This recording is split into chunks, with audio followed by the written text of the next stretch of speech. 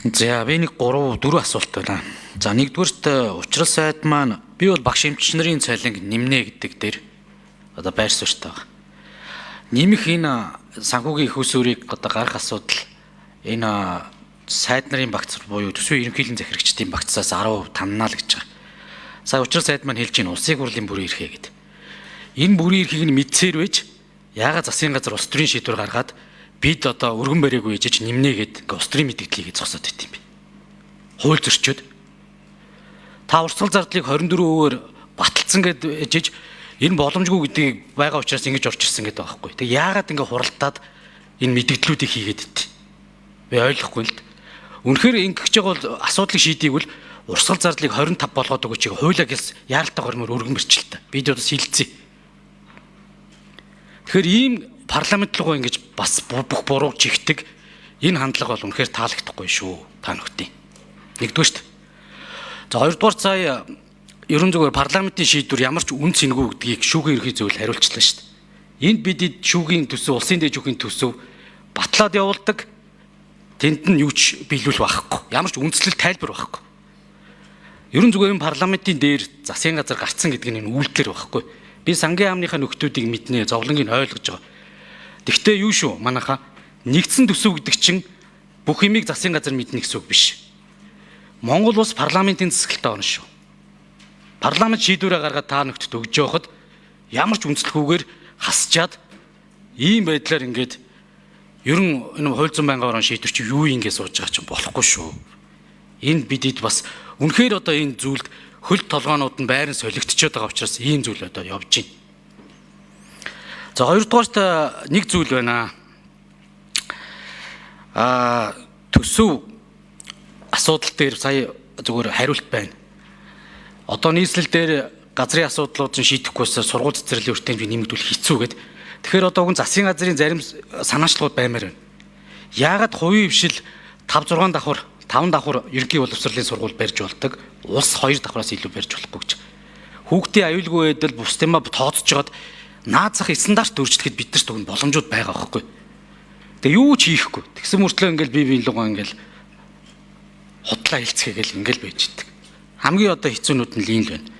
Тэгэхээр би одоо сангийн яамнаас энэ амнатын орлогыг бас асууя гэж бодож байна. Засгийн газрын 2025 оны 55 дахь тогтоолын амнатын орлого яг буурсан хэсэг асуудлыг улсын хурлд үн зөвөр сангийн яам хэлээд өгч. Битим хэлзээрээ. Энэ улсын хурлд үн зөв хариулт өгөх ёстой шүү гэдэг зүйлээс. За амнаттай холбоотой орлогын мэдээлэл бол ер нь 3.8-ын их найдыг бол 25 онд бол төсвийн орлого бүрдүүлэх ёстой. За одоор нэг 70% гүйцэтгэлтэй явж байгаа. За ингээд Монгол Улсын засгийн газрын 25 оны 55 дугаар тогтоотой холбоотой асуусан асуултанд хариулъя. Энэ Монголын хөрөнгийн биржээс ирүүлсэн мэдээлэл үндэслээд үзэхэд нэг 6 компанид дээр энэ ашиг томтуулын нөөцний төлбөрийн дүн нь 55 дугаар тогтоол батлагдсанаас өмнөх нөхцөл байдлаас за 8 дугаар сард бол нэг 4.9 тэрбум, за 9 дугаар сард 8.3 тэрбумаар нийт 13.1 тэрбумаар бол буурсан байна. Сая намнатын асуудлыг ч ярьж байна. Энэ дээр бол би зүгээр харин ёстой энд хуульчид сууж байгаа учраас нэг юмыг бодмоор байгаа юм. Энэ нөгөө амнатыг яг шинэ үндсэн хууль батлагдсантай холбогдуулаад зөвөр нэрлэхгүй бол хүмүүс ерөөсөө ойлгохгүй байгаа юм л энэ юу яриад байгаа гэдгийг.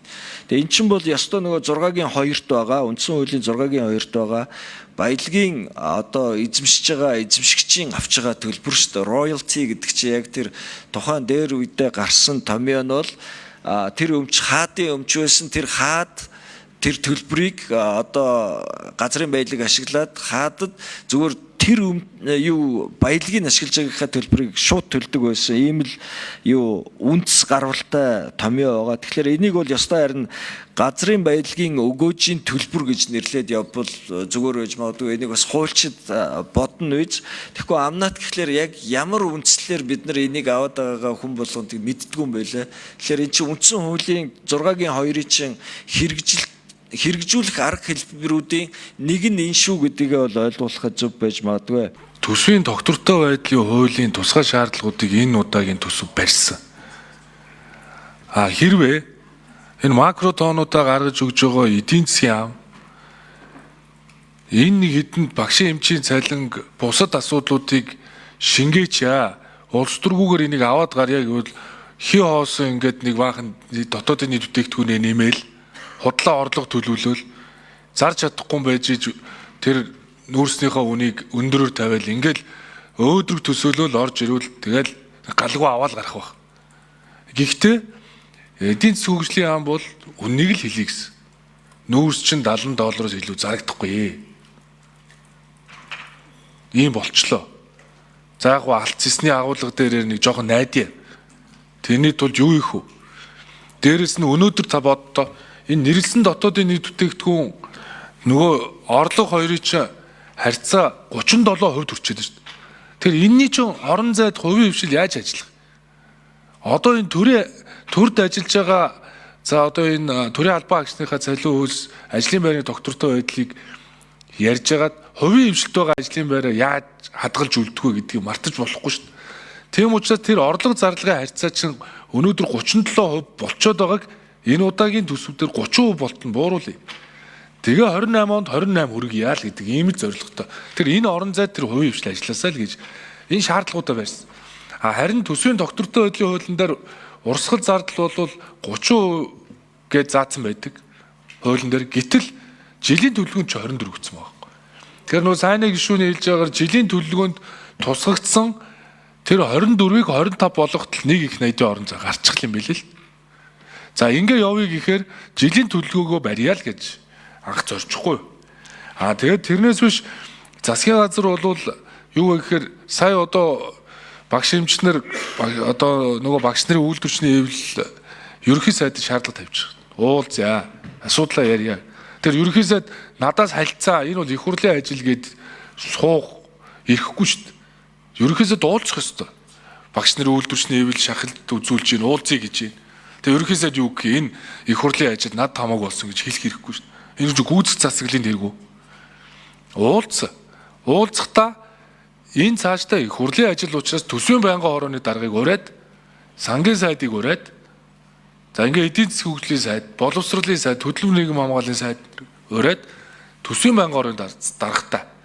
Нөгөө зарлагын тэд дорооны даргатай хамт уулзаад асуудлаа ярьж байгаа. Тэгээ нэгэнт их хурл руу одоо хилцүүлэгт очсон учраас засгийн газрын зүгээс зарим үйл ажиллагаагаа танаад урсгал дээр ингээд танаад их хурл шийдчихвэл одоо ингээд бид нэр зарим үйл ажиллагаа зогсоогоод явхад билээ л гэдгийг илэрхийлсэн. Нэгсэндээ төсвийн байнгын хорооны дарга одоо бид энийг чи ингээд урсгалыг чи хаасаж болох юм уу? Дээрээс нь ингээд зарим үйл ажиллагаа зогсоход үрэн шүү болох юм уу гэхээр үнэхээр их хурл ингээд шийдвэл бид билээ гэдгээ багш эмчнэр маань ингээд шахалт үзүүч чинь бид билээ гэдгээ ерөнхий сайд илэрхийлсэн.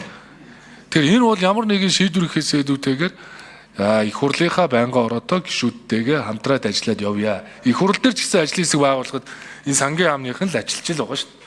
Тэгэхээр нэгэнт засгийн газрын зүгээс үгүй гэсэн зүйл байхгүй гэж байгаа бол их хурл ажиллаа явах нь нээлттэй. Ингээд даваад гарья гэж. За хэдүүлээ одоо ингээд төсөв хилцэж байгаа учраас одоо юунаасаа нэг юм тойрцсон нэг вакуумаасаа салаад хэдүүлээ ажил хийхгүй бол нөгөө сайнаа заавал намайг шүүмжлэх ёстой юм шиг юм яриад хэдүүлээ хэрэггүй зүгээр ажиллаа хий. За би нэг хоёр асуултыг гээс амжаад асуугаад. Шүүгийн ерхий зөвл улсын дэжин хөвтөр бид нар энэ хууль зүйн байнгын хороо хянагцсан төсвийг хөргүүлдэг зарчмыг аудитын газартаа жишиж хийсэн юм а. Би өөрөө хуулийн бичсэн учраас мэдж байгаа. Аудитаас хөргүүлсэн санал хэдэн өөр хасагдаж төсөвдөр суусан бэ? Энийг сангийн яам яг хариулах. Шүүгийн ерхий зөвл улсын дэжин хөвгийг хасчихдээ юм байж нэгдсэн төсөвтэйгээд аудитыг яг хэдэн өөр хассан бэ? Нэгдүгürt. Хоёрдугаарт энэ архины сан гээд яг энэ мансуурсан дэлгэцийн донтой, тоглоомын донтой, архины донтой хүмүүсүүд нэг имлэгийн асуудлыг шийдэх гээд ийм тусгай сан байгуулад энд 20 тэрбум төгрөгийн асуудал сан байгаад байгаа. Тэгээ хувийн хвшил энэ удирдах зөвлөлийн 50% бүрдүүлдэг. Өөрөө архи үйлдвэрлэгч нар. Гэтэл энийг нь ерөөсөө зарцуулалтыг хийж өгдөг. Ийм зүйл байгаад байдаг. Тэгээд мансууралтаа тэмцээ, архитектаа тэмцээ гэдэг. Яах гэдэг бүгдийн шоронд хийх гэдэг юм эсвэл энэ бодлого чинь. За сангийн яам санжаад орж гişүүний асуултанд хариулъя. За тэгэхээр төсвийн процесс маань нөгөө цаглбарын дагуу төсвийн өрөөний мэдээлэл батлагдсанаас хойш төсвийн хязгаарыг дундан сарын 1-нд хязгаарыг батлаад төсвийн эрхлэн загч нар хязгаартаа багтааж төсвийн саналаа ирүүлэх хэрэгтэй болдог. Тэр өөрөөр хэлбэл яг энэ хуваарлсан хязгаартай багтаагаад аудитын байгууллага бол саналаа ирүүлсэн. Би яг тоог нь нарийн танд харж хэлэхгүй бол яахгүй байна. Эрхний сантай холбоотой асуудал бол тийм энэ сан дээр бол хөрөнгө төвлөрчөөд байгаа. Тэгээ зорилтын дагуу зарцуулъя гэхэлэр нөгөө зарлагын хязгаартаа тулчаад нийт зарлагын дотроо орон зай гарч чадаагүй ийм л асуудал байгаа. Одоо бол тэгэхээр шийдэл нь бол ямар зүйл байна гэхэлэр хууль зүйн сайдын багц дотор л одоо өөр одоо зардлаа бууруулах замаар багтаах л одоо ийм л шийдэл үлдчихэд л байна л да. Тийм.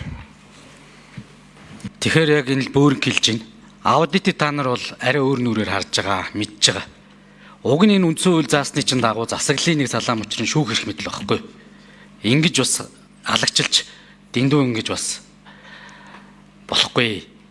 Тэгээд энэ улсын хурл тэр дундаа хууль зүйн байнгын орны шийдвэрийг үүсгэж байгаа бол засгийн газар бол угаасаа энэ парламентын дээр гараад суудсан гэдэг удаа дараагийн үйлдэлээр харуулж шít. Нэгдүгээр шít.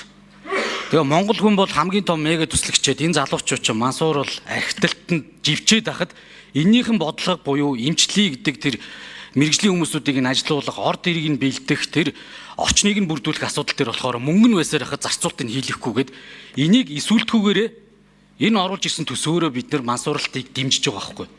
Архитектыг дэмжиж гин гэсэн үг. Ийм байж болох юм нөхтөө. Тэгээ бүгд ингэ жижүүрийн хариулттай. Одоо бас яг үндэ хэлэхэд ингээд ийм юм. За аудитын байгууллагын төсвийг бол бид бол түрүүн хэлсэн яг хязгаартай багтаага саналаа ирүүлсэн. Тэгээд 9%-аар тэр цомгдох зардлууд нь бас хасагдсан. За хөрөнгө оруулалтын зардал нь бол 2 тэрбум байж байгаад 1 тэрбум болоод буурсан ийм зүйл байгаа. За Мансуур талтай холбоотойгоор бол бас нөгөө талдаа бол бид нар яг тэр сангийн асуудал дээр бол шүүмжлэлийг хүлээж авч байна. Нөгөө талдаа Мансуурлалтай холбоотойгоор бол бид нар хөрөнгө оруулалтын зардал 8.6 тэрбум төгрөг бас улсын төсвөөс санхүүчээр бол тавьсан байгаа.